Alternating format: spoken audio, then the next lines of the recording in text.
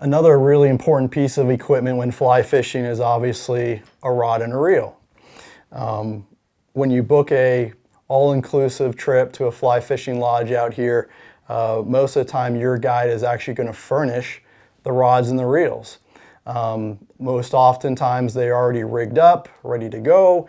They store them in their truck, in their boat, and you really don't have to come out with a rod and a reel, especially if you've never fly fished before and you just want to give it a shot. Don't have that kind of be a deterrent from wanting to get into fly fishing. Come on out, book a trip. Your guide will furnish the rods and the reels. He'll teach you about them. So you can purchase maybe your first setup. But I do want to talk about the rods and the reels that we mostly use out here if you want to bring your own, which you're very welcome to. Guides are accustomed to their anglers maybe bringing out their favorite rod and reel setup or a couple, and they'll be happy to rig them up for you. So I do have the luxury of being able to drive to most places where I fish. So my truck can obviously carry a lot of things, but I do like to stay organized. I've had this rod and reel bag from Fish Pond, I think for probably 15 plus years. It was really, to my knowledge, I think one of the first kind of rod reel bags that were out there for traveling. And so for the traveling angler, whether you're coming out to Montana, Idaho, or traveling halfway around the world to the Seychelles, South America, in airports, you'll often see this bag. There's other companies that make like bags, but I really like this one. It's got some wear and tear to it, but it's really good quality. And I like it because it just keeps all my rods and reels in one place. In fact, I'll just throw this whole bag into my truck and just bring everything with me. That way I'm not taking out rods, taking out reels, forgetting which rods or reels I brought with me. I just like to keep everything in one place. So once again, with this bag, there's pockets for tippet, spools, leaders, other knickknacks. And then there's obviously also, as I'm sure you've seen before, places for your reels and also for a number of rods. You probably don't need this many rods and reels when you come out on a trip, but once again, I just keep everything just kind of all right here.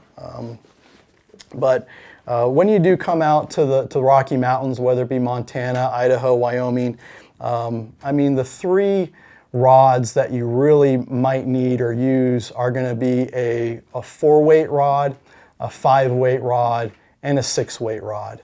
Really, that's going to cover 90+% of your fishing scenarios that you're going to encounter.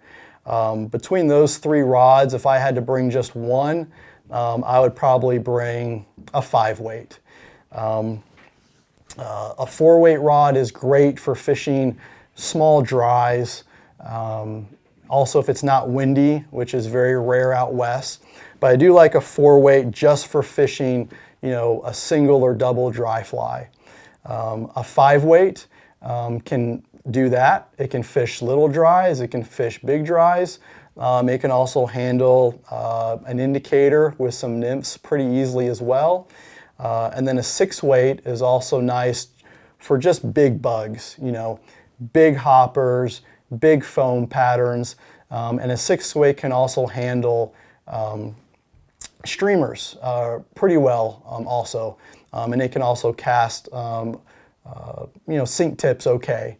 So once again, a 4-weight, a 5-weight, and a 6-weight, those are the main rods that we use out here with a few exceptions. And then if I had to bring just one rod out, I would probably bring, once again, probably just a 5-weight. I think I have right here